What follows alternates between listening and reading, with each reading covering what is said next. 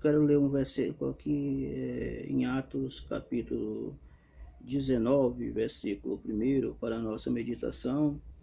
Hoje nós vamos falar sobre a cidade de Éfeso, né? Uma cidade onde Paulo chegou ali, encontrou muitas oposições, né? Vamos ler aqui, Atos capítulo 19, versículo 1. E sucedeu que enquanto Apolo estava em Corinto, Paulo, tendo passado por todas as regiões superiores, chegou a Éfeso e, achando ali alguns discípulos, disse-lhe: recebei vós já o Espírito Santo quando crerdes? E eles disseram: nós nem ainda ouvimos que haja Espírito Santo. Perguntou-lhe então: em quem sois batizados então? E eles disseram: no batismo de João. Mas Paulo disse: certamente João batizou com o Espírito Santo do arrependimento, dizendo ao povo que crescesse no que após havia de vir, isto é, Jesus Cristo. E ouviram, foram batizados em nome do Senhor Jesus. E pondo as mãos, veio sobre ele o Espírito Santo, e falavam em línguas, profetizaram. E eles, ao todos, 11 varões. Amém? Então, irmão, está aqui a palavra do Senhor, falando sobre a cidade de Éfeso, onde Paulo encontrou muitas dificuldades, né? Muita dificuldade nessa cidade. As pessoas ainda não conheciam o Espírito de Deus. Alguns conheciam só o batismo de João, outros nem o batismo de João, só a lei de Moisés. Então, Paulo esteve ali na escola de Tirano, onde foi ali, ele chegou e foi na sinagoga, onde foi rejeitado. Depois ele foi para Tirano, né, que era uma escola, onde ali ele alugou um salão para fazer os seus trabalhos, que ele trabalhava com tendas, e também para pregar o evangelho. Ele usava uma estratégia de um horário de 11 horas até 4 horas da tarde, que era um horário que o povo estava em horário de almoço. Então, Paulo aproveitava que as pessoas estavam em horário de almoço, descansando, para evangelizar.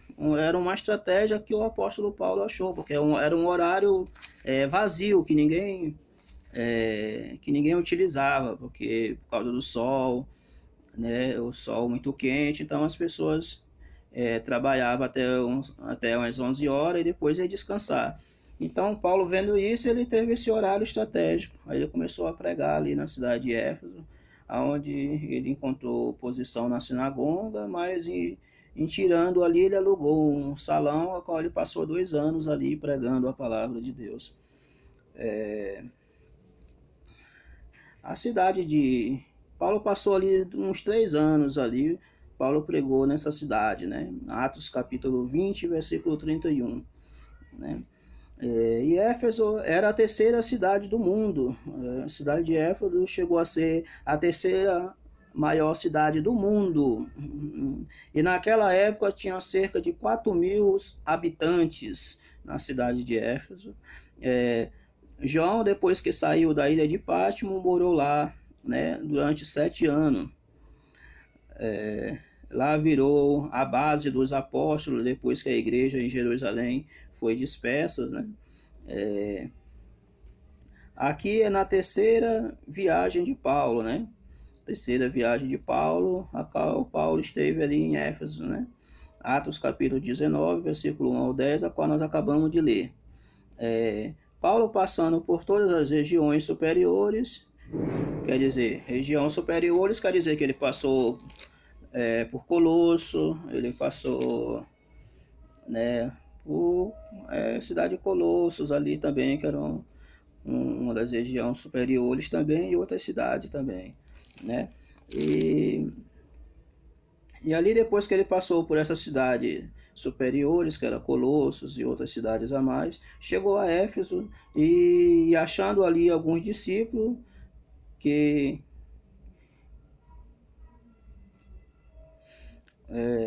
Éfeso foi fundada por gregos jônicos em cerca de 1050 a.C. Éfeso era uma antiga cidade grega no território da Lídia, na Ásia Menor. Essa cidade era a cidade da Lídia, né, a qual ele encontrou ela lá em Filipe, quando ele esteve na cidade de Filipe, que ele chegou na praia lá, na praia de Gangas, e ali ele conheceu Lídia. Então Lídia era dessa cidade, por isso que o nome dela era Lídia, né? Então a cidade de Éfeso fazia parte da Lídia, né, na Ásia Menor. Ficava localizada nas embarcaduras do rio Caster, cerca de 56 quilômetros ao sudoeste de Esmin, a antiga Esmina, mencionada no Novo Testamento, que é a cidade das cartas do Apocalipse, né? Então essa cidade de Éfeso ficava bem pertinho de Esmina, né? Mais conhecida naquela época como Esmin, né? Que é uma das cartas a qual Deus escreveu para mencionando ali a cidade de Esmina. E ficava entre as duas antigas cidades de Esmina e Mileto, também cidade de Mileto também. E era uma das mais importantes cidades da Ásia Menor do que atualmente é a Turquia, né? Hoje é a Turquia.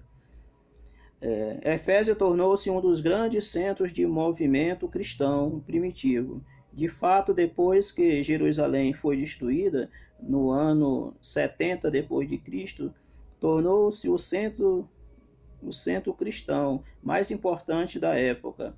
Paulo passou ali 3 anos evangelizando a cidade e a região em derredor, de tal modo que a igreja cristã ficou bem estabelecida na Ásia Menor, na porção ocidental da moderna Turquia. Colossos, livro de Colossenses, capítulo 1, versículo 7, capítulo 2 a 1, Paulo usava essa cidade como sua sede de operação na Ásia Menor. Ali chegou a ser uma base, né, uma sede do apóstolo Paulo nessa cidade de Éfeso, ali onde foi também um lugar onde os apóstolos se reuniam para tomar as decisões depois que Jerusalém foi dominada, foi destruída, né? Então Éfeso, durante esse tempo, ele escreveu suas epístolas aos crentes de Coríntio. Nesse período que Paulo esteve em Éfeso, ele fez duas cartas, duas epístolas, que é a primeira e a segunda Coríntios, como a gente conhece, né? Lá diz que tinha feras, animais ferozes. João viveu ali, como também Maria, mãe de Jesus. João 19, 27, Atos 19, 1, aonde quando Jesus mandou que ela ficasse nos cuidados de João, né? Então João viveu ali juntamente com Maria, né? O 19º capítulo do livro de Atos fala sobre o conflito que o cristianismo precisou enfrentar para estabelecer ali um centro de operações. Desde o começo da sua história, Éfeso foi um centro forte do politeísmo. Diana tornou-se a principal deusa da cidade. E um grande empreendimento comercial foi estabelecido em torno do seu nome, né? Em torno do nome de Diana, faturaram-se muito dinheiro, né? A economia daquela cidade também, os lucros também daquela cidade devia também a deusa Ana, né? Que era muito conhecida, muito popular naquela época. Mas com a chegada do apóstolo Paulo a essa cidade, tudo isso mudou, né? Completamente. Artemis era o nome grego de Diana, conforme os romanos chamavam essa divindade. Diana, deusa da lua. Ela era a deusa da lua, né? A semelhança de Apolo, ela era representada a arma de arco e flecha. Essa deusa era como se ela tivesse um arco, uma flecha nas suas mãos. Tinha uma diferença dela por a semelhança do Apolo, né? Apolo que era outro deus também. Que ela usava a fim de subjugar monstros e gigantes. Era considerada uma divindade benéfica e ajudadora. Apolo era tipo como o deus luminoso do dia, e ela com sua tocha era a deusa da lua e da noite. Quer dizer que Ana era a deusa da lua da noite, e Apolo era o deus iluminoso que iluminava o dia. Então é assim que eles eram tratados pelo povo de Éfeso, né? Que era um povo muito idólatra, muito que se apegava a qualquer coisa. Então diz também os estudos sobre Éfeso que seu domínio era a natureza. O domínio de Ana era a natureza. Todas as esferas eram consagradas a ela, né? E ela, embora fosse considerada uma caçadora, também foi assumindo os aspectos da deusa da guerra, da Minerva. O paganismo retrata deuses e deusas sob muitos aspectos, pelo que ela também aparecia como a deusa virgem, reverenciada pelas donzelas como sua protetora. No entanto, nos primeiros tempos de sua história, foram-lhe oferecidos sacrifícios humanos. O templo de Diana, em Éfeso, chegou a ser uma das maravilhas do mundo antigo. Foi erigido em 550 a.C. Era como se fosse a Estátua da Liberdade aqui no Rio de Janeiro, né? Então, era apreciada, as pessoas viajavam para conhecer essa deusa Diana, a deusa dos Efésios. Então, era muita idolatria nessa época, né? E o povo muito idólatra. Então, Paulo teve uma grande dificuldade. Por aqui a gente vê a dificuldade que teve o apóstolo Paulo em pregar nesses lugares, né? A dificuldade que teve, ele transmitia a palavra do Senhor nesse lugar, né? Povo muito.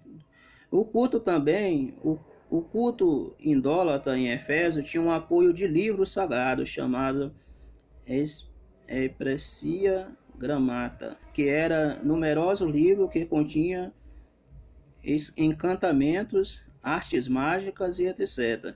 Quando o evangelho lançou raiz em Efésio, grande quantidade desse material foram queimados, avaliado em 50.000 peças de prata, equivalente a cerca de 170 anos de trabalho de um operário comum.